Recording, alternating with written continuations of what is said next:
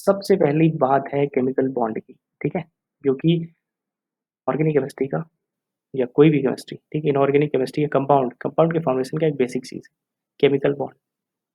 यहाँ पे लिखा है हेडिंग, ठीक है, केमिकल बॉन्ड बिफोर 1926। 1926 पहले केमिकल बॉन्ड क्या था, ठीक है। तो ये बुक इसीलिए खास है क्योंकि इस बुक में हर एक चीज़ के बारे में लिखा है, ठीक है, केमिकल बॉन्ड के बारे में भी इसकी हिस्ट्री भी लिखी है।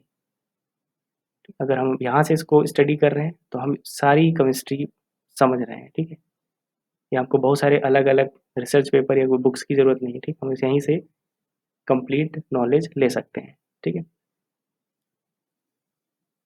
So, any consideration of the structure of molecule must begin with a discussion of chemical bond, the force that hold atom together in a molecule, ठीक है।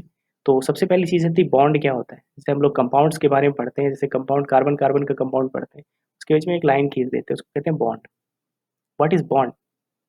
तो बॉन्ड का मतलब क्या होता है? बॉन्ड का मतलब कोई लाइन नहीं होती। बॉन्ड का मतलब क्या होता है? कोई लाइन नहीं होती, ये एक रिप्रेजेंटेशन होता है, ठीक है। बॉन्ड सिर्फ एक रिप्रेजेंटेशन होता है जो किन्हीं दो एटम्स के बीच में जो फोर्स होता है, फोर्स ऑफ अट्रैक्शन, उसको शो करता है, ठीक है। ठीक है, बॉन्ड एक इंटरप्रिटेशन है, रिप्रेजेंटेशन है, जिसका रियल में ऐसा कोई मतलब नहीं होता है कि वहाँ पे कोई लाइन होती है, डंडा जैसा होता है, ठीक है।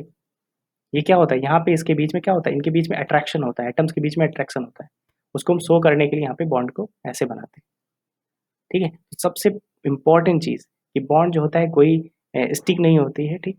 ये क्या होता है हमारा फोर्स ऑफ अट्रैक्शन होता है टुगेदर इन ए मॉलिक्यूल्स, ठीक। बॉन्ड के बीच का force of attraction. We shall discuss chemical bond first in terms of theory as it had developed prior to 1926 and then in terms of the theory of today. The introduction of the quantum mechanics in 1926 caused a tremendous change in ideas about how molecules are formed.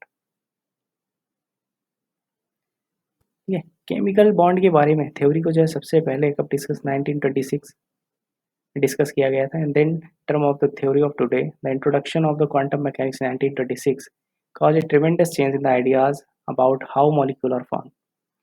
For convenience, the older, simpler language and pictorial representation are often still used, although the words and picture are given a modern interpretation. ठीक है, जब इसके बारे में हमको पता चला bond के बारे में कि बॉन्ड है क्या, ठीक है, 1926 के आसपास में पता चल गया था इसके बारे में। बाकी हम लोग जो कॉपी में बनाते हैं, बुक में दिए रहते हैं, वो एज ए क्या होते हैं, पिक्टोरियल रिप्रेजेंटेशन होते हैं, ठीक। पिक्टोरियल रिप्रेजेंटेशन होते हैं, सिंपल लैंग्वेज में लिखने का तरीका होता है, ठीक है। वो रियलिटी नहीं होती। रियल में क्या होते हैं, फोर्स ऑफ अट्रैक्शन होता है। Bond is only force of attraction between atom और molecules. In 1916 two kinds of chemical bond were described. 1916 में हमारे पास दो टाइप के बॉन्ड्स का डिस्कस किया गया। एक ionic bond by Walter Kossel, ठीक है, वाल्टर कोसले। आयनिक बॉन्ड किसने दिया था, Walter Kossel in Germany, and covalent bond G N Lewis of the University of California. Both Cosell and Lewis based their ideas on the following concept.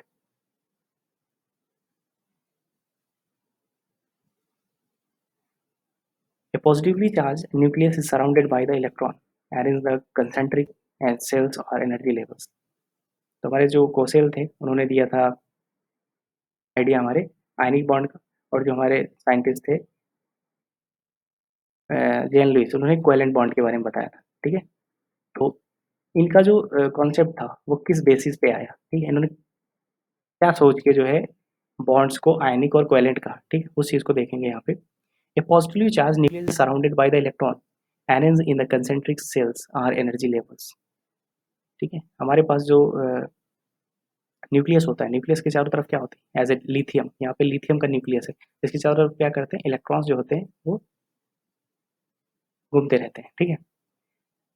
और ये क्या होते हैं, एनर्जी लेवल्स में होते हैं, ठीक है। ये एनर्जी लेवल्स जो कि मैंने एनर्जी लेवल्स, अगर इसके बारे में आपको जानना है तो आपको मैंने जेडी ली की जो बुक का जो लेक्चर दिया है, ठीक है, उस लेक्चर के सेकंड लेक्चर में मैंने एनर्जी लेवल के बारे में डिटेल से बताया है कि वो कहाँ से आते हैं। वो भी बुक काफ़ी ज़्यादा अच्छी है, ठीक है, इनऑर्गेनिक केमिस्ट्री के लिए।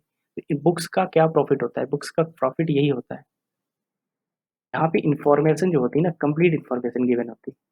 नोट्स जो हम लोग रीड करते हैं उसमें कंप्लीट इंफॉर्मेशन नहीं होती। ये जो टीचर पढ़ाते हैं वो भी उतनी ही चीज़ें बताते हैं जितनी उनको याद होती हैं उस टाइम, ठीक है, या जितनी उनको बताना होता है तुम्हारे एग्जाम के प्रॉफिट के लिए।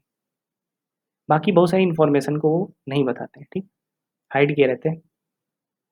इसलिए अगर हम लोग बुक का स्टडी करते हैं, ठीक, हम लोग नोट्स पढ़ें, टीचर का पढ़ाया पढ़ते हैं, उसके बाद अगर हम लोग बुक स्टडी करते हैं तो बुक हमारे जो भी नॉलेज में जो भी कमियां हैं उनको कंप्लीट करती है। जैसे यहाँ पे आयनिक बॉन्ड हम लोग पढ़ते हैं, ionic bond, covalent bond, but किसने दिया, कहाँ के थे, ठीक, ये कुछ इन्फॉर्मेशन जो होती है, एक्स्ट्रा इन्फॉर्मेशन, ये काफ़ी ज़्यादा हेल्पफुल होती है। और कब दिया, ठीक है, उसके पहले क्या सोच रहे थे साइंटिस्ट और क्या सोच के उन्होंने दिया, ठीक, इन चीज़ों को इंटरकनेक्टेड कनेक्टेड करती हैं बुक्स, ठीक, तो ये इंपॉर्टेंस होता है। और अच्छी बुक्स जो होती हैं उनमें इंफॉर्मेशन बहुत ठीक होती है और अच्छी होती है। तो कोसेल और लेविस ने किस बेसिस पे कहा कि जो हमारे बॉन्ड्स होते हैं वो आयनिक होते हैं और कोवेलेंट होते हैं, और आयनिक कोवेलेंट बॉन्ड क्या होते हैं उसको भी यहाँ पे दिखाया गया है। तो सबसे पहले बताया गया कि जो हमारे पास क्या होते हैं, एटम्स होते हैं, एटम्स में क्या होते हैं, सेल होते हैं, और सेल में क्या होते हैं हमारे, इलेक्ट्रॉन्स होते हैं, और हमारे डिफरेंट डिफरेंट सेल होते हैं, ठीक है, डिफरेंट डिफरेंट सेल होते हैं। तो जितने भी सेल होते हैं उनके एनर्जी लेवल्स भी अलग अलग होते हैं। There is a maximum number of electron that can be accommodated in each shell, ठीक है। इनका डिस्ट्रीब्यूशन भी मैंने जेडी ली की बुक में के लेक्चर नंबर 2 में डिस्कस किया है कि कैसे फिलिंग होती है, क्यों 2 इलेक्ट्रॉन्स होते हैं, क्यों 8 इलेक्ट्रॉन्स होते हैं, ठीक है। उस बुक में भी इन कॉन्सेप्ट को डिटेल से दिखाया गया है, ठीक है, शो किया गया है। तो अगर आप उसको पढ़ें तो वो भी काफ़ी ज़्यादा बेहतर कॉन्सेप्ट वाली बुक है। तो पहले सेल में 2 इलेक्ट्रॉन्स होते हैं, फिक्स होता है। दूसरे सेल में हमारे 8 इलेक्ट्रॉन्स होते हैं, सेकंड सेल 8 इलेक्ट्रॉन और 18 in the third shell, and so on. The greatest stability is reached when the outer shell is full. सबसे बड़ी बात क्या होती है, हमारे पास जो इलेक्ट्रॉन का डिस्ट्रीब्यूशन होता है क्या होता है, 2 फर्स्ट सेल में होने चाहिए, सेकंड सेल में 8 होने चाहिए, थर्ड सेल में 18 होने चाहिए, ठीक है, फिर 32, फिर ऐसे हमारा ये कंटिन्यू चला जाता है, ठीक है। तो अगर हमारे सेल जो होते हैं उनके आउटर मोस्ट सेल में, क्योंकि हर एक एटम के पास कुछ फिक्स नंबर ऑफ इलेक्ट्रॉन्स होते हैं, वो इलेक्ट्रॉन्स अगर डिस्ट्रीब्यूट किए जाते हैं एटम में, और जो वैलेंस सेल होता है, या कह सकते हैं सबसे बाहर का जो सेल होता है, हाई एनर्जी का सेल होता है, ठीक है। क्योंकि अगर हमारा एटम का ये जो सेल है, जैसे यहाँ पे ये और उसके बाद में ये, तो पहले में 2 इलेक्ट्रॉन बने, दूसरे में 1 इलेक्ट्रॉन पड़ा, तो ये कौन सा सेल है, ये सबसे बाहर वाले सेल को कहते हैं वैलेंस सेल। इसको कहते हैं वैलेंस सेल या मैक्सिमम एनर्जी सेल, ठीक है। तो अगर इसमें हमारे जो इलेक्ट्रॉन्स हैं वो क्या है, 2 है या 8 है या 18 है या 32 है, इन नंबर्स में या कंप्लीट नंबर्स में, तो वो सबसे ज़्यादा स्टेबल होता है, ठीक है। The greatest stability is reached when the outer shell is full as in the noble gases, ठीक है। नोबल गैसेस जो होते हैं वो उनका जो सेल होता है आउटर मोस्ट सेल, वो कंप्लीट फुल फिल होता है, ठीक है। और वो इसीलिए क्या होते हैं, रिएक्शन नहीं करते हैं, क्योंकि वो काफ़ी ज़्यादा स्टेबल होते हैं, वो इतने ना तो इलेक्ट्रॉन डोनेट करने की कैपेसिटी रखते हैं ना एक्सेप्ट करने, इसलिए उनको नोबल गैस कहते हैं या रेयर गैस भी कहते हैं। Both ionic and covalent bonds, ठीक है, लेकिन उनको रेयर गैसेस अब नहीं कहा जाता है, क्योंकि उसके बहुत सारे कंपाउंड जीनान जो होते हैं उनके बहुत सारे कंपाउंड पॉसिबल हुए हैं, इसलिए उनको नोबल गैसेस कहते हैं, ठीक। रेयर गैसेस पहले कहते थे, अब उनको जो है सिर्फ नोबल गैसेस में लिखा जाता है बुक्स में। Both ionic and covalent bonds arises from the tendency of atom to attain these stability configuration of electron. The ionic bond result from transfer of electron, as for example, तो ionic bond को देखते हैं कैसे बनता है और क्यों बनता है, क्या रीजन है कि आयनिक बॉन्ड फॉर्म हो जाते हैं। सबसे पहली चीज लिथियम एटम है, लिथियम एटम के वैलेंस शेल में 1 इलेक्ट्रॉन्स है, ठीक है, और इसको कितने इलेक्ट्रॉन की नीड है कि ये वैलेंस शेल को कंप्लीट कर दे, 2 बना दे, 8 बना दे, या 10 बना दे, 32 बना दे, तो इसको कम से कम चाहिए, क्योंकि पहले में तो 2 हो चुका है तो दूसरे में 8 ही चाहिए, ठीक। तो 8 चाहिए, इसके इसके लिए इसको कितनी नीड है, 7 इलेक्ट्रॉन्स की नीड है। तो इसको 7 इलेक्ट्रॉन्स को लाने में, ठीक है, इसमें 7 इलेक्ट्रॉन बाहर से लाने में क्या करना पड़ेगा, एक्स्ट्रा एनर्जी हमको लगानी पड़ेगी। बट अगर हम क्या करें, इसके 1 इलेक्ट्रॉन को निकाल देते हैं, तो इसका वैलेंस सेल क्या बन जाएगा, ये वाला सेल बन जाएगा इसका वैलेंस सेल, या कह सकते हो हाई एनर्जी सेल, ये वाला बन जाएगा। और इसमें ऑलरेडी 2 इलेक्ट्रॉन फिल हैं, जो कि हमारा एक आइडियल कंडीशन को शो करता है। तो इसकी स्टेबिलिटी इस केस में ज़्यादा हो जाएगी, जब 1 इलेक्ट्रॉन ये क्या कर रहा है, रिमूव कर रहा है अपने वैलेंस सेल से। तो यहाँ से जनरेशन होता है आयनिक बॉन्ड का।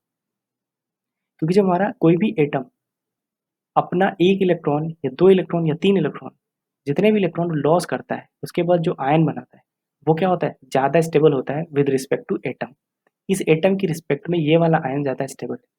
तो ये स्टेबल है आयन, इसको कहते हैं हम लिथियम आयन, ठीक है? और लिथियम Li+।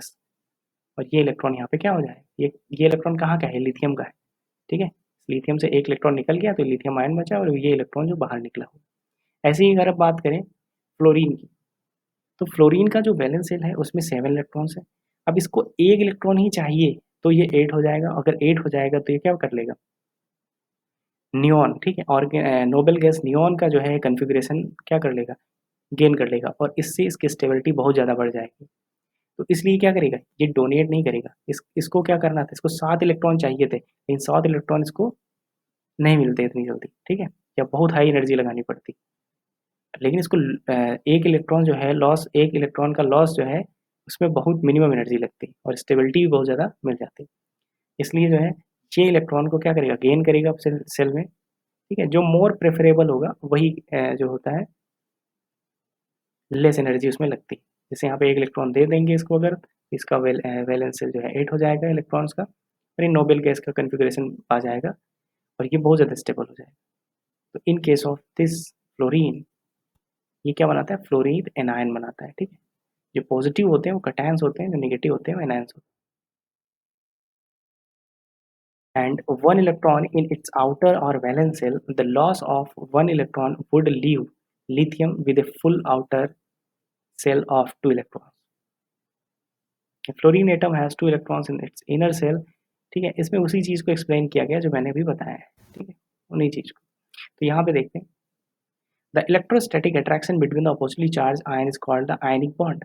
अब अगर हम यहाँ पे देखें तो ये बन गया लिथियम आयन और ये बन गया फ्लोरीन आयन। तो एक नेगेटिव है, एक पॉजिटिव है। इसके पास एक्सेस ऑफ इलेक्ट्रॉन है, इसके पास ज़्यादा इलेक्ट्रॉन है क्योंकि इसके पास पहले कितने थे? 2 7 थे, 9 इलेक्ट्रॉन्स थे।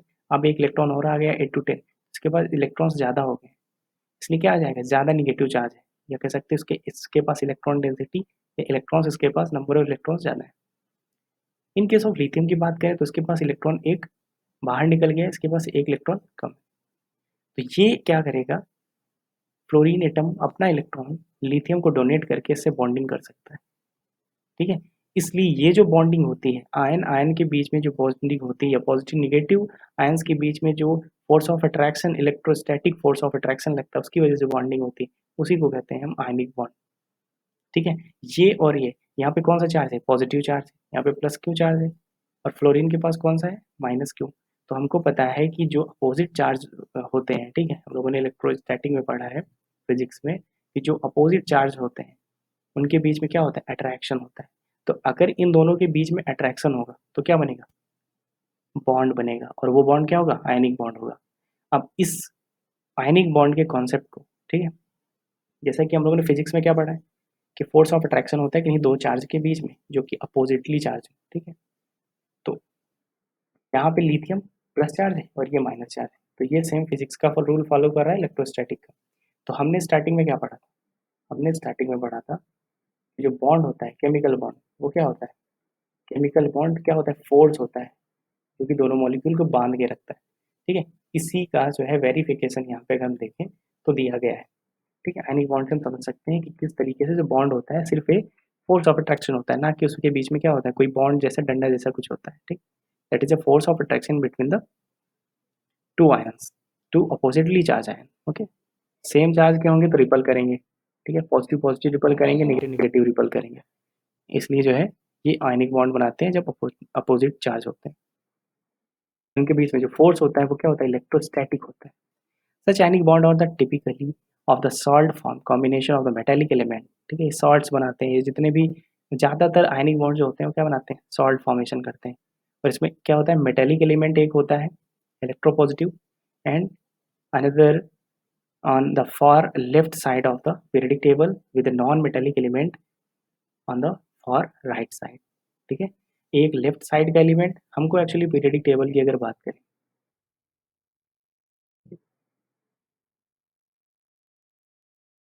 फिर हमारे पास ये पीरियडिक टेबल है, आप सब लोगों ने देखा होगा पीरियडिक टेबल, और उस पीरियडिक टेबल में हमारे पास क्या होते हैं, ग्रुप्स होते हैं और ब्लॉक्स होते हैं। तो अगर हम बात करें ग्रुप्स और ब्लॉक की, तो हमारे पास SPDF 4 हमारे पास क्या होते हैं, ब्लॉक होते हैं। और ग्रुप कितने होते हैं, 18 ग्रुप होते हैं। और पीरियड इसमें कितने होते हैं, 7 पीरियड्स होते हैं। ठीक है, तो ये हमारे हैं ब्लॉक्स। ठीक है, SPDF। अगर हम देखें यहाँ पे, तो इधर के जो एलिमेंट्स यहाँ से इस साइड, अगर हम लोगों ने थोड़ी सी बहुत ही पीरियडिक प्रॉपर्टी पढ़ी है, ठीक है, तो उसके अकॉर्डिंग हमको पता होता है कि जो इलेक्ट्रोपॉजिटिव कैरेक्टर होता है एलिमेंट्स का, वो इस साइड से इस side, left to right side decrease करता है। तो इधर के एलिमेंट्स के पास पॉजिटिव चार्ज ज़्यादा होता है, इधर के एलिमेंट्स के पास निगेटिव चार्ज ज़्यादा होता है। ठीक है, तो इधर के एलिमेंट्स के पास नेगेटिव चार्ज होता है, इधर के एलिमेंट्स के पास पॉजिटिव चार्ज होता है। इसलिए ये एलिमेंट्स आपस में कंबाइन करके आयनिक बॉन्ड का फॉर्मेशन करते हैं या सॉल्ट फॉर्मेशन करते हैं। ठीक है, तो ये है आयनिक बॉन्ड की का कॉन्सेप्ट कि आयनिक बॉन्ड बनता कैसे है। आयनिक बॉन्ड बनाने के लिए सबसे पहले एटम अपने इलेक्ट्रॉन को लूज करता है या गेन करके स्टेबल कन्फिगरेशन बनाता है। ठीक है, वो उतने ही इलेक्ट्रॉन अपने सेल से बाहर करेगा और या तो उतने ही इलेक्ट्रॉन अपने सेल में बाहर से लाएगा जितने में उसको एक स्टेबल नोबेल गैस का कन्फिगरेशन मिल जाए। ठीक है, इसलिए हमको यहाँ पे ये नहीं सोचने की ज़रूरत है कि हम लिथियम कितने इलेक्ट्रॉन एक ही क्यों कर रहा है। इसका रीज़न ये है क्योंकि उसको बाहर के सेल में 2 इलेक्ट्रॉन्स ही चाहिए। ठीक है, अगर यहाँ पे 7 होता तो वो 1 इलेक्ट्रॉन ले लेता जैसा कि फ्लोरीन में हुआ। तो उसको एक नोबेल गैस का कॉन्फ़िगरेशन चाहिए जो कि मिनिमम एनर्जी में हो जाए। ठीक है, तो वो होता है हमारा आयन बनाने का कॉन्सेप्ट। यहाँ से आयंस फॉर्म होते हैं और जो अपोजिटली चार्ज होते हैं आयंस, उनके बीच में ऑटोमेटिकली अट्रैक्शन होता है क्योंकि फिजिक्स का इलेक्ट्रोस्टैटिक प्रिंसिपल लगता है यहाँ पे। और अट्रैक्शन की वजह से वो आपस में कंबाइन होकर एक मॉलिक्यूल बना लेते हैं। यहाँ पे लिथियम फ्लोराइड एक मॉलिक्यूल बन जाएगा जो कि आयनिक कंपाउंड है और एक सॉल्ट है। ठीक है, तो ये है आयनिक बॉन्ड की थ्योरी जो कि किसने दिया था, कोसेल ने दिया था।